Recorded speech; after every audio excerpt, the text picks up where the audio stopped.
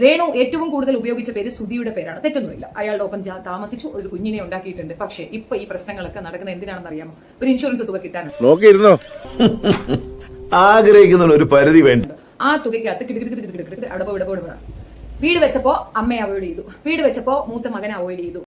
ഈ പെണ്ണുങ്ങൾക്കാണ് നിയമം സപ്പോർട്ടെന്നും പറഞ്ഞേ ഈ രണ്ടും പറ്റൂല എന്നുള്ള ഇവിടെ നടക്കൂലേ? ഇവളുടെ ഈ സർട്ടിഫിക്കറ്റിന് റിലേറ്റഡ് ആയിട്ട് ക്വസ്റ്റ്യൻസ് ഒക്കെ വന്നപ്പോൾ ഇവളുടെ ഒരു വെപ്രോളവും ബഹളവും ഒക്കെ അതിൽ നിന്ന് വ്യക്തമായതാണ് ഇവൾ ഒന്നുമല്ല, ഇവള് വിവാഹിതയല്ല എന്നുള്ളത്. ഇവളുടെ കയ്യിൽ ഒരു സർട്ടിഫിക്കറ്റ് ഇരിക്കുന്ന വാലിഡും അല്ല. ഇനി പോലീസ് പിടിക്കേണ്ട നോക്കിക്കൊണ്ട് ഞാൻ ഒരിക്കൽ പോലും പുള്ളി ജീവിച്ചിരുന്നപ്പോഴും പുള്ളിയെ വെച്ചിട്ട് ഞാൻ സെലിബ്രേറ്റ് ചെയ്യാൻ ശ്രമിച്ചിട്ടില്ല. പുള്ളി മരിച്ചപ്പോഴും ഞാൻ സെലിബ്രേറ്റ് ചെയ്യാൻ ശ്രമിച്ചിട്ടില്ല. ഞാൻ പുള്ളിനെ വിറ്റ് ഇതുവരെ കാശ് മേടിച്ചിട്ടില്ല, കാശ് ഉണ്ടാക്കിയിട്ടില്ല.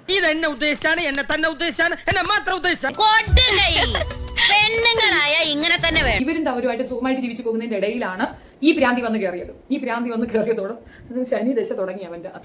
100% ഞാൻ യോജിക്കുന്നു. പി തങ്കച്ചൻ എന്ന അവളുടെ പേര് മാറ്റി രേണു എന്നാക്കുക, മതം മാറുക, മതം മാറ്റുക, മൊത്തത്തിൽ ക്രൈം ലെവലിന്റെ എക്സ്ട്രീം ലെവൽ. ഇവിടെ ബിഗ് ബോസ് എടുത്ത സീസൺ 7 സ്കിപ്പ് ചെയ്യുന്നതായിരിക്കും എല്ലാവർക്കും നല്ലതെന്ന് എനിക്ക് പറയാനുണ്ട്. അതെ, നാളെ ചെലവ് എന്റെ വകയാ.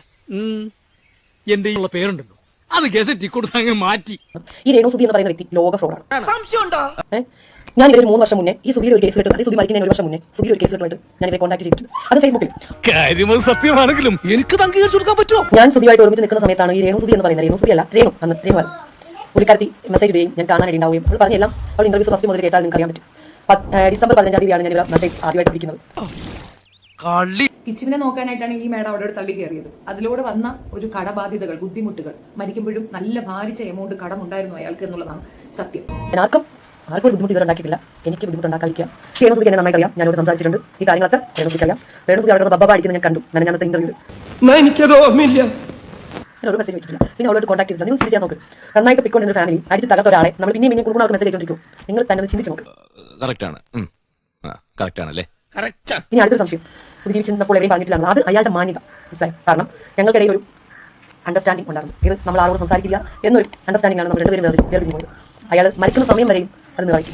നിങ്ങൾ കാണിക്കുന്ന ഈ ആത്മാർത്ഥതയ്ക്ക് മുന്നിൽ, ഈ സ്നേഹത്തിന് മുന്നിൽ ഞങ്ങൾക്ക് തോറ്റല്ലേ പറ്റൂ. ഈ രേണുവിന്റെ അച്ഛൻ എന്ന് പറയുന്ന മനുഷ്യൻ, ഫാദർ, സുധി കുറെ കഷ്ടപ്പെട്ടിട്ടുണ്ട്, കുറെ കഷ്ടപ്പെട്ടിട്ടുണ്ട്. അതൊക്കെ എനിക്ക് അറിയാവുന്ന കാര്യമാണ്. എന്റെ ദൈവമേ, അപ്പൊ കുടുംബടക്കം കള്ളന്മാരാണ്.